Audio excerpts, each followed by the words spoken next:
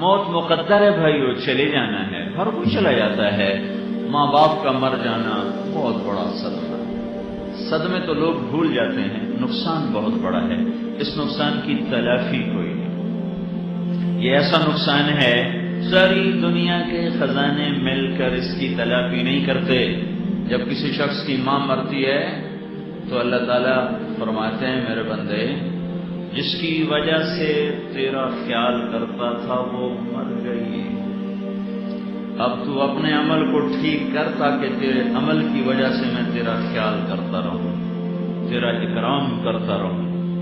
یہ مائیں ایسی چیز ہے، باپ ایسی چیز ہے۔ لا تقل لهما اف، اف ہماری زبان میں ہے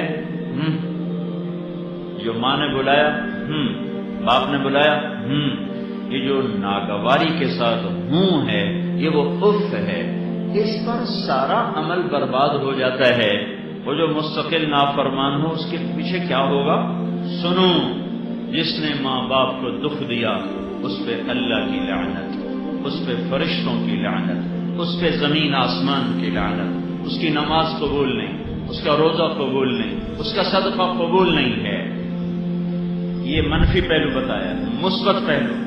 ہمارے نبی جنت میں تشریف لے، باپ نے قرآن کی تلاوت سنی، آواز آ رہی ساری جنت۔ باپ نے کہا یہ کون تلاوت کر رہا ہے، کس کی آواز ہے؟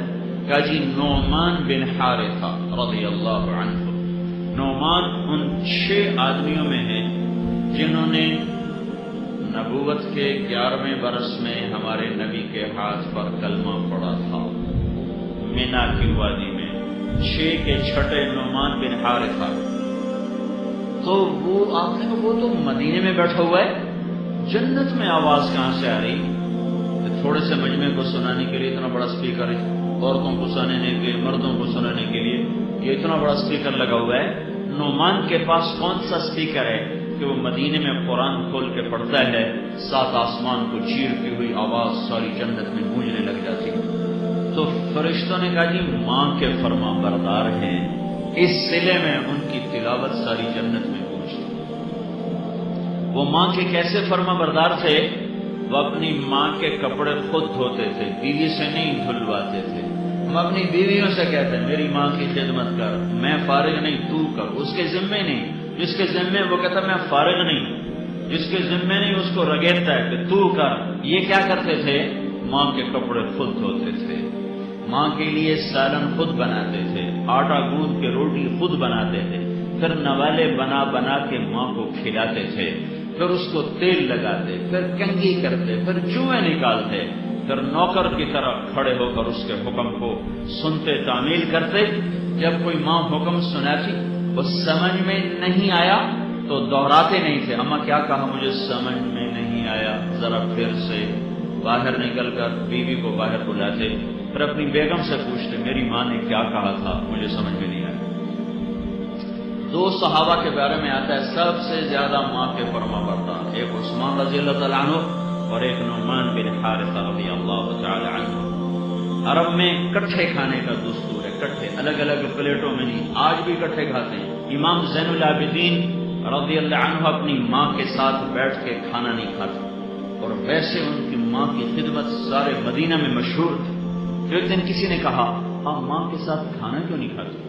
کہنے لگے مجھے ڈر لگتا ہے کوئی ایسی بوٹی نہ اٹھا لوں جو میری ماں کو پسند ہو اور میں کھا کر اللہ کا مجرم بن جاؤں، میں اس لیے ماں کے ساتھ روٹی نہیں کھاتا۔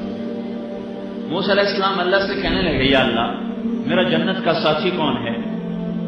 تو اللہ تعالیٰ نے فرمایا فلاں قصاب، قصاب قصائی، ہماری پنجاب میں قصائی یہ گوشت کاٹنے والے بیچنے والے، کہ وہ تیرا ساتھی۔ موسیٰ علیہ السلام نے پوچھا کہاں؟ فلاں بازار، یہ نام۔ بڑے حیران کہ قصائی موسیٰ کلیم کا ساتھی۔ بازار گئے، ایک قصائی گوشت بیچ رہا ہے، کاٹ رہا ہے، اور قصائیوں کی طرح شام ڈھلی، گوشت کا ٹکڑا تھیلے میں ڈالا، کندھے پہ لٹکایا، گھر کو چلا۔ موسیٰ علیہ السلام ساتھ ہو لیے، جب وہ گھر میں جانے لگا میں آ جاؤں، اس نے پہچانا نہیں، کہا آ جاؤ۔